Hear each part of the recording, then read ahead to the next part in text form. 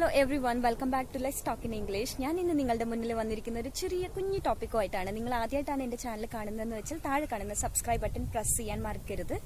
So let's go to the video. ഞാൻ ആദ്യം പറഞ്ഞതുപോലെ ഇതൊരു കുഞ്ഞു വീഡിയോ ആണ് ഞാൻ ഉദ്ദേശിച്ചത്.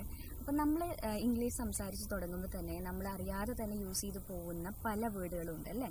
അപ്പം അങ്ങനെയുള്ളൊരു വേർഡിൽ നമ്മൾ തെറ്റായി പലപ്പോഴും യൂസ് ചെയ്യുന്ന ഒരു വേർഡാണ് യൂസ് ടു എന്ന് പറയുന്ന ഒരു വേർഡ്. അപ്പോൾ ആ ഒരു വേർഡ് നിങ്ങൾക്ക് എങ്ങനെ അപ്രോപ്രിയേറ്റ് ആയിട്ട് കറക്റ്റ് സിറ്റുവേഷനിൽ കറക്റ്റ് മീനിങ് ഫുൾ ആയിട്ട് എങ്ങനെ യൂസ് ചെയ്യാം എന്നുള്ള ഒരു ടോപ്പിക്കാണ് ഞാൻ ഇന്ന് നിങ്ങളുടെ മുന്നിൽ പറയാൻ പോകുന്നത്.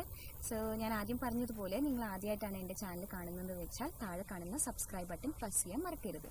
മീനിങ് യൂസ് ടു എന്ന വേർഡിന്റെ മീനിങ് എന്താണ് എന്നുള്ളതിനെ കുറിച്ച് നമുക്ക് ആദ്യം സംസാരിക്കാം.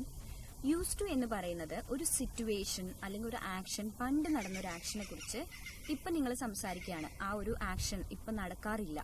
ഓക്കെ, പാസ്റ്റ് ഒരു ഇവന്റിനെ കുറിച്ചിട്ട് നിങ്ങൾ ഇപ്പം സംസാരിക്കുകയാണ്. പണ്ട് അത് റെഗുലർ ആയിട്ട് നടന്നുകൊണ്ടിരിക്കുന്ന ഒരു ഇവന്റ് ആയിരിക്കും, പക്ഷെ അത് ഇപ്പോൾ നടക്കുന്നില്ല. ഞാൻ കുറച്ചുകൂടെ ക്ലിയർ ആക്കാൻ വേണ്ടിയിട്ട് ഒരു എക്സാമ്പിൾ പറഞ്ഞുതരാം. നിങ്ങൾ പണ്ട് ഉറങ്ങാൻ പോകുന്നതിന് മുന്നേ ബ്ലാക്ക് ടീ കുടിക്കുന്ന ശീലമുള്ള ഒരാളായിരുന്നു എന്ന് വെക്കൂ.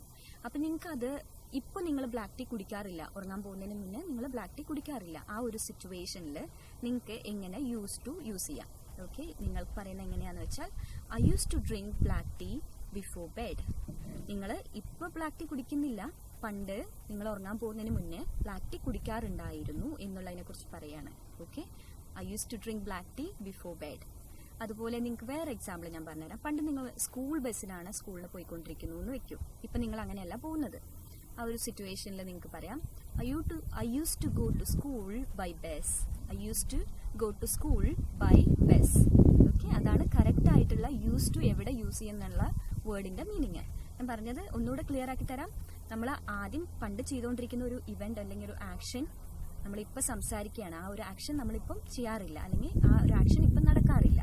ഓക്കെ, നിങ്ങൾക്ക് വേറൊരു എക്സാമ്പിൾ പറയാം. She use to dance when she was young.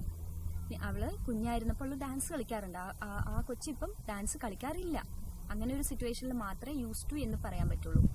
അതുപോലെ നിങ്ങൾക്ക് പറയാം I use to study maths in school.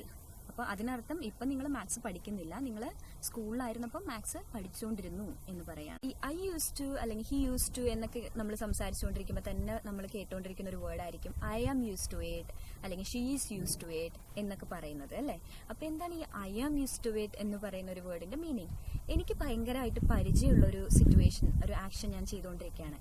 ആ സമയത്ത് നമുക്ക് പറയാം I am use to it എന്ന് പറയാം. എനിക്ക് ഭയങ്കര ശീലമാണ്, എനിക്കതിപ്പോൾ ഒരു ശീലമാണ് എന്ന് പറയാണ്. ഓക്കെ, ഫോർ എൻ എക്സാമ്പിൾ ഞാൻ കുറച്ചുകൂടെ ക്ലിയർ ആക്കി തരാം. നിങ്ങൾക്ക് രാവിലെ എണീക്കുന്നത്, നിങ്ങൾ ഡെയിലി രാവിലെ ഒരു നേരത്തെ എണീക്കുന്ന ഒരാളാണെന്ന് വെക്കും. അപ്പം നിങ്ങൾക്ക് പറയാം I'm use to getting up early. ഞാൻ രാവിലെ നേരത്തെ എണീക്കുന്നത് എൻ്റെ ഒരു ശീലമാണ് ഇപ്പോൾ.